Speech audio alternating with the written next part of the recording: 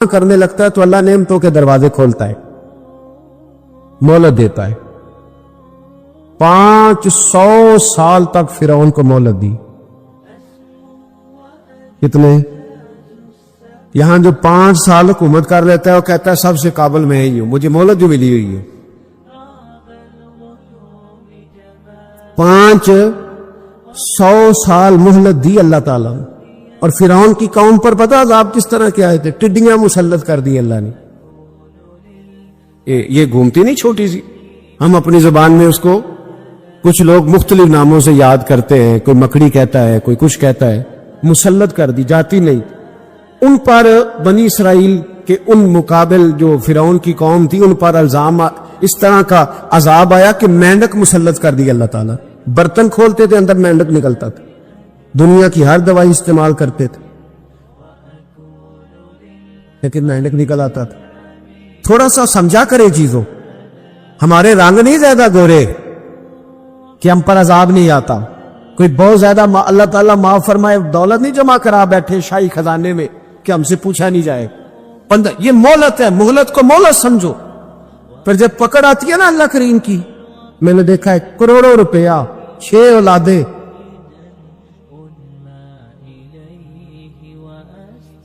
ایک شخص کے بچے باہر سے آ رہے تھے، وہ بندہ بیمار تھا، مجھے کہنے لگا حضرت جی دعا کریں میں ان کے آنے سے پہلے پہلے مر جاؤں ورنہ آ کے مجھے مار دیں گے، دعا کریں۔ اتنی بے سکونی، کروڑوں روپیہ پڑا ہے تو یہ عذاب نہیں؟ کوئی ضروری ہے کہ پتھر ہی برسیں گے تو سمجھ آئے گی؟ یہ جو سگا بیٹا بوڑھے باپ کے قریب سے گزر جاتا ہے سلام نہیں لیتا تو اس کو عذاب نہیں سمجھتے؟ یہ معمولی بات ہے؟ نہیں ہمارے رنگ ہو رہے، ہم بڑے سمارٹ ہیں۔ 1500 سال مہلت دی نوح علیہ السلام کی قوم کو۔ کتنے سال؟ بول کے بتائیے، بول کے دوبارہ بولیے۔ 1500 سال۔ کوئی آدمی اپنی سمارٹنس پہ خوش نہ ہو جائے کہ 20 سال ہو گئے میں تو نافرمانی بھی کر رہا ہوں، روٹی بھی پک رہی ہے، میں تو حرام بھی کھا رہا ہوں پھر بھی سب ٹھیک ہے۔ 1500 سال مہلت دی۔ پھر حضرت نوح کہنے لگے اللہ میں نے تو بڑا سمجھایا، اللہ ہی باز آتے۔ رب کریم نے فرمایا کشتی بناؤ۔ اللہ کے پیغمبر کشتی بنانے لگے تو قوم مذاق اڑانے لگ گئی۔ اب کیا کرنے لگے ہو؟ اب کشتی بنانے لگے ہو، خیر تو ہے، قوم مذاق اڑا رہی ہے حضرت نوح علیہ السلام کا۔ آپ نے کشتی بنائی، پانی کہاں سے نکلا؟ نہ بارشیں ہوئی نہ سیلاب آئے، ایک تندور تھا اس کے اندر سے پانی نکلنا شروع ہو۔ کبھی تندور سے بھی پانی نکلا ہے، پر جب نکالنے والا چاہتا ہے تو وہاں سے بھی ایک تندور سے پانی نکلا، اتنا نکلا اتنا نکلا اتنا نکلا کہ قوم ساری ڈوب گئی۔ قرآن مجید کے صفحات شہادت دیں گے کہ حضرت نوح کی قوم کا بچہ بچہ بہہ گیا، بچے صرف وہ تھے جو حضرت نوح کے ساتھ ہو گئے، تباہ ہو گئی۔ اللہ بے نیاز ہے، بے نیاز۔ 1500 سال مہلت ملے اور تو پھر بھی کہے رب بڑا کریم ہے معاف کر دے گا۔ 1500 سال تجھے گنجائش دے اور تو کہے کوئی نہیں بات، معافی ملنی چاہیے ابھی بھی۔ میرے بھائی، حضرت صالح علیہ السلام کی قوم، حضرت صالح نے تبلیغ شروع کی تو کہنے لگے پہلے معجزہ دکھاؤ۔ جی آج تو لوگ معجزے مانگتے ہیں، آج بھی لوگ کرامتیں اور معجزے، اللہ معاف کرے جو چیزیں معجزہ تو ہو نہیں سکتا لیکن آج بھی لوگ، آپ یقین کریں، کہتے ہیں یہ بڑی نمازیں پڑھتا ہے تو پھر بخشا کیوں نہیں گیا، پھر کیوں نہیں منو سلوا کیوں نہیں اترا اس پر، پھر میں بھی اسی طرح ہی ہوں، کیا اس کے اندر خوبی آ گئی؟ مولوی بھی ویسے ہی ہے، سوری بھی ویسے ہی ہے، لوگ مان نہیں رہے، وہ دلیلیں مان نہیں رہے، ابھی بھی لوگ بحث نہیں کرتے، کیا فرق آ گیا جی؟ ویسے ہی ہیں سارے۔ اللہ تعالیٰ سے ڈرنا چاہیے، ہمیں سامنے والے کی طرف دیکھ کر صحیح ہونے کا حکم نہیں ہے، ہمیں اپنی اصلاح کا حکم ہے، اپنی طرف دیکھ کے اپنے آپ کو ٹھیک کرنے کا۔ الزام لگا کے گزر جانا اس کا کوئی مطلب؟ سنو اور یاد رکھو، حضرت صالح علیہ السلام سے کہنے لگے پہلے معجزہ دکھائیں، تو حضرت صالح علیہ السلام نے فرمایا اونٹ کہاں سے پیدا ہوتے ہیں؟ کہاں؟ اونٹنی کے بطن سے۔ فرمایا آؤ میں تمہیں پہاڑ کے اندر سے اونٹنی پیدا کر کے دکھاتا ہوں۔ کہاں سے؟ پہاڑ کے اندر سے حضرت نوح ساتھ لے کے گئے تو پہاڑ کے اندر سے اونٹنی نکلی اور اونٹنی بھی گابن تھی، اس کے پیٹ میں بچہ، اور اونٹنی اتنا دودھ دیتی تھی کہ ساری بستی دودھ پی جاتی تھی، پھر بھی دودھ بچ جایا کرتا تھا۔ لیکن حضرت نوح علیہ السلام نے فرمایا اب تم نے دیکھ تو لیا یہ اسے، یہ جتنا دودھ دے گی روٹی بھی اتنی کھائے گی، ایک دن تم سارے پانی پیو گے، ایک دن یہ سارا پانی پیا کرے گی، ایک دن تم سارے باقی جانوروں کو گھاس کھلاؤ گے، ایک دن یہ اونٹنی، اور اونٹنی کا نام کیا؟ ناقۃ اللہ، اللہ کی اونٹنی۔ کس کی اونٹنی؟ نام کیا ہے؟ اللہ کی، یہ اللہ کی اونٹنی ہے۔ تو حضرت نوح علیہ السلام کی اونٹنی فرمایا اس کی بے ادبی نہ کرنا۔ باز نہیں آئے لوگ، باز نہیں آئے، کہنے لگا جی دودھ دینا تو ٹھیک ہے، پر یہ جو سارا پانی پی جاتی ہے نا یہ صحیح نہیں، یہ جو ساری گھاس کھا جاتی ہے یہ نہیں تھی، دودھ دینا تو ٹھیک ہے پر یہ نہیں صحیح۔ آپ نے فرمایا اسے کچھ نہ کہنا، اللہ کی اونٹنی ہے۔ میں کہا کرتا ہوں ان لوگوں نے ناقۃ اللہ کی بے ادبی کی، حضرت نوح علیہ السلام کی اونٹنی کی ٹانگیں کاٹ دی، صالح علیہ السلام۔ اور دیکھو اللہ بڑا بے نیاز ہے، اگر پیدا کرنا جانتا ہے تو حفاظت کرنی نہیں جانتا، لیکن رب کریم نے فرمایا نہ کرنا۔ انہوں نے ان کے پیر کاٹ دیے، کانوں پہ چھریاں لگائیں۔ اونٹنی جب مر گئی، اونٹنی اللہ تبارک و تعالیٰ کی وہ اونٹنی جب مر گئی تو حضرت صالح علیہ السلام کی قوم پر رب کریم نے زلزلہ بھیجا، اذا زلزلت الارض زلزالها، جب زلزلے آئے گے اور جب ان کا زلزلہ آنا ہے، زلزلہ آتا ہے نا، کیا کرتی ہے قوم؟ لا الہ الا اللہ، لا الہ الا اللہ، کلمے جاری ہو جاتے۔ بلکہ ایک دفعہ ایسا بھی ہوا کہ مسجدوں میں اعلان ہونے لگے زلزلہ آ رہا ہے، جو فجر کے لیے نہیں اٹھے زلزلے کے لیے وہ بھی اٹھ گئے۔ جن کا دعویٰ ہے نا میری سویرے آنکھ نہیں کھلتی، ان کی لگی نہیں کتنے گھنٹے، بعد میں بھی نہیں لگی، ٹی وی پہ اعلان ہوتے رہے کوئی نہیں آ رہا سو جاؤ چپ کر کے، لیکن آنکھ لگی۔ موت سے تو ڈرتا ہے، اللہ سے ڈرتا ہی نہیں، موت کا خوف ہے رب کا نہیں۔ زلزلہ آیا ساری قوم تباہ ہو گئی۔ بتاؤ اگر ناقۃ اللہ کی گستاخی ہو تو اللہ ناراض ہو جاتا ہے، اور اگر اولیاء اللہ کی ہو، اگر اولیاء اللہ کی ہو تو رب ناراض نہیں ہوتا؟ شرم نہیں آتی لوگوں کو داتا صاحب کی بے ادبی کرتے، شرم نہیں آتی لوگوں کو غوث اعظم کی گستاخی کرتے، حیا نہیں آتی جنہوں نے دین پھیلایا ان کی بے ادبی؟ میں درد سے کہتا ہوں، رو کے کہتا ہوں، اور اگر کلیجہ پھٹ سکے تو میں دکھاؤں زخم کتنے۔ ایک حج کے موقع پر ایک بابا جی، اس سال 4,80,000 روپے کا پرائیویٹ حج تھا، اور بابا جی کی کیفیت کمزور تھی، بیچارے بیمار تھے، اس کے باوجود وہ گئے۔ بوڑھے آدمی، جا کے بیٹھیے بزرگ، اور کتنی مشکل ہے وہاں منا، مزدلفہ، عرفات، طواف زیارت، کتنا مشکل کام ہے طواف زیارت کرنا، طواف وداع کرنا۔ کس کٹھن سے حج کیا، بڑھاپے میں پیسے بھی لگائے، اور جب وہ روضہ رسول پہ گئے صلی اللہ، اور انہوں نے جا کے نبی پاک صلی اللہ علیہ وسلم کے روزے کی طرف منہ کر کے درود شریف پڑھا تو ایک ملا نے اٹھ کے کہہ دیا تو مشرک ہے۔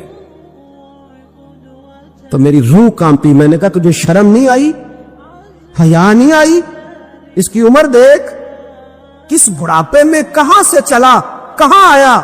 یہ مشرک ہوتا تو کسی مندر میں جاتا، یہ مشرک ہوتا تو کسی گرجے میں جاتا، یہ مشرک نہیں، یہ مومن ہے، اور یہ وہ والا مومن ہے جس کے سینے میں دل جب دھڑکتا ہے تو خالی دھڑکتا نہیں، ساتھ وہ محمد عربی پہ درود و سلام بھی پڑھتا ہے۔ شرم نہیں آتی لوگوں کو؟ اتنی بڑی گستاخی کرتے، جو روزہ رسول پہ آیا مشرک ہے۔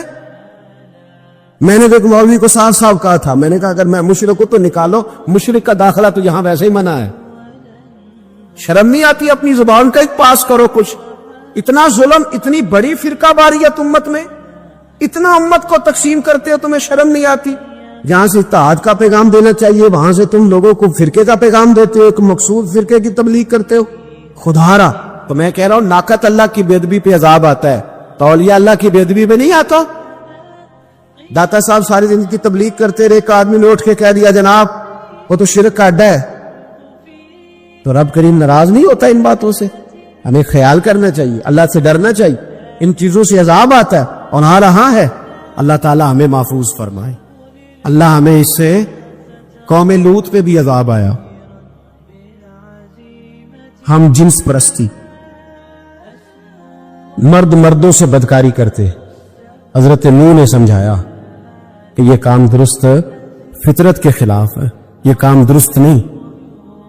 جب انسان یہ کام کرتا ہے تو زمین اور آسمان کانپتے.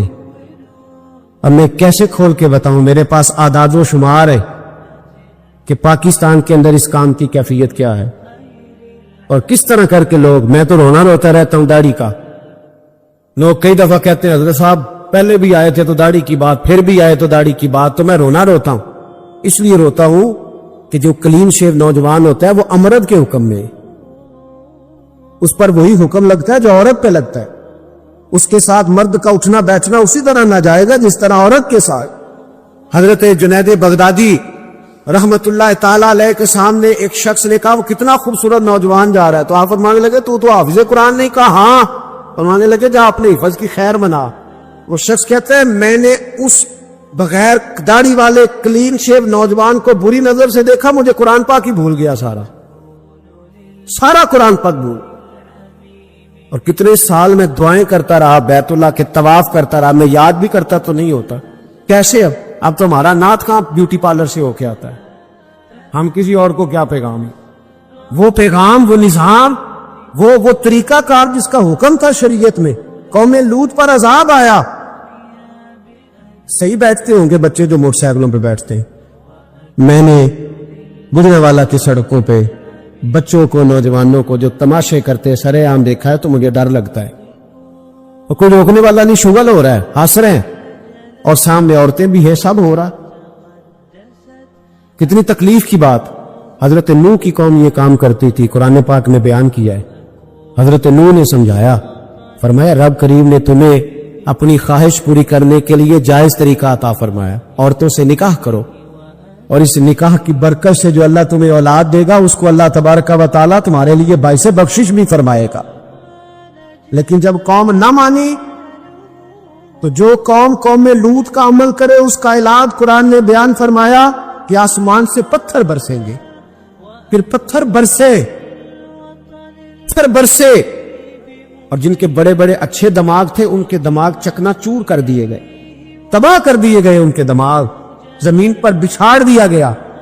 اللہ مہلت دیتا ہے لیکن اس کا مطلب یہ نہیں کہ انسان توبہ ہی نہ کرے. حضرت شعیب علیہ السلام کی قوم پر بھی عذاب آیا، اس لیے کہ بددیانتی کرتی تھی، ناپ تول میں کمی کرتی تھی. میں نے کہا تھا شب قدر کی رات کہ یہ کوئی تماشا ہے کہ شب رات آئی تو ساری رات روتے رہے، یا اللہ معاف کر دے، یا اللہ معاف کر دے، رو رو کے چیخے مار مار روئے. شب قدر آئی تو پھر چیخے ماری، ساری رات روئے. تو جس بندے کا پروگرام ہی نہیں سویرے بدلنے کا، دکان پہ بیٹھ کے پھر وہی ناپ تول میں کمی، پھر وہ اللہ تعالیٰ معاف کرے. میں ایک مضمون پڑھ رہا تھا تو وہ فوڈ کے اسپیشل لوگ نے لکھا تھا مہربانی کرو ملاوٹ ہی اچھی چیز کی کر لو، مرچ میں کیری تو نہ ملاؤ اینٹوں کی، وہ تو بیمار کرتی ہے، وہ تو خون کی آنتوں کو روک دیتی ہے. وہ کہنے لگا، اور وہ کہتا ہے میں تمہیں بتاتا ہوں کون کون سی چیز ملائی جا سکتی ہے، وہ ملا لو. خدا را اس قوم پہ رحم کرو، مہربانی. ایک دوست ہے ہمارے، میں وزیر آباد میں ان کے گھر بیٹھے تھا تو ایک میڈیکل، میرا کسی شخص پہ اعتراض کرنے کا میں مجموعی بات کرتا ہوں. میں ایسے ڈاکٹروں کو جانتا ہوں جو اللہ تعالیٰ فضل کرے سچ مچ کے نیک ہیں، اچھے لوگ. تو بچے کا میڈیکل سٹور ہے تو والد بیمار ہو گیا تو کہتا ہے ابا جی ڈاکٹر صاحب نے کہا آپ کو ڈرپ لگنی ہے. تو سگے باپ کو ڈرپ لگانے لگا تو باپ کیا کہتا ہے پتر تیری مہربانی مینوں کوئی اصلی لائی، او نہ لائی جڑی لوکاں نوں لانے. اب وہ پیار سے سنا رہا ہے بات. میں نے اسے کہا کہ یہ تو ڈوم مرنے کا مقام ہے نا، ڈوم مرنے کا مقام، کہ جس ملک کے اندر دوائی بھی صحیح نہ بکے، اصلی نہ ملے دوائی بھی، اور پھر وہ قوم کہے کہ ہم نے تو پورے روزے رکھے، ہم نے تو بڑا صدقہ اور خیرات کیا، دوائی بھی اصل نہ ملے. جناب شعیب علیہ السلام کی قوم ناپ تول میں کمی کرتی تھی تو اللہ تبارک و تعالیٰ نے ان پر بتا عذاب کس طرح کا بھیجا. شدید گرمی ہوئی. اللہ ہمیں محفوظ فرمائے. سارے آمین کہہ دیا. دیکھے کتنا اچھا موسم کر دیا رب کریم. اللہ ہمیں محفوظ فرمائے، اللہ رحمت فرمائے. شدید گرمی کی لہر آئی، باہر اتنی گرمی ہوئی کہ لوگ اپنے گھروں میں گھس گئے. جس طرح سورج کی شعائیں گھروں کے اندر داخل ہو جاتی اس طرح گرمی کی لہر اندر داخل ہوئی اور جس طرح کسی کو آگ لگ جائے تو وہ آدمی اچھلتا کودتا ہے نا، اس طرح یہ لوگ اچھلنے لگے اور اچھل کود کے مر گئے۔ جرم کیا تھا؟ ناپ تول میں کمی کرتے۔ حضرت داؤد کی قوم بھی تباہ ہوئی۔ جرم کیا تھا؟ ہفتے والے دن مچھلیاں نہیں پکڑنی تو یہ پکڑتے تھے۔ حکم ہے نا مسلمان کو نماز کے ٹائم کوئی اور کام نہیں کرنا، نماز پڑھنی ہے۔ میرا خیال ہے مسلمان تو فٹافٹ آ جاتے ہیں، سارے ہی پہنچ جاتے ہیں نا مسجدوں میں۔ ہلکا ہلکا بول رہے ہیں، آؤ، کیوں نہیں پہنچتے؟ اگر حضرت سیدنا، اور پتہ انہیں سزا کیا ملی؟ اللہ نے فرمایا اس ٹائم عبادت کرنی ہے، کام نہیں کرنا، وقت نہیں ہے کام کا۔ انہوں نے مچھلیاں پکڑی، 12,000 لوگ تھے۔ پتہ مالک نے سزا کیا دی؟ بندر بنا دیا اللہ کریم۔ قرآن مجید کا پہلا سپارہ پڑھے، فَجَعَلْنَاهَا نَكَالًا لِمَا بَيْنَ يَدَيْهَا وَمَا خَلْفَهَا۔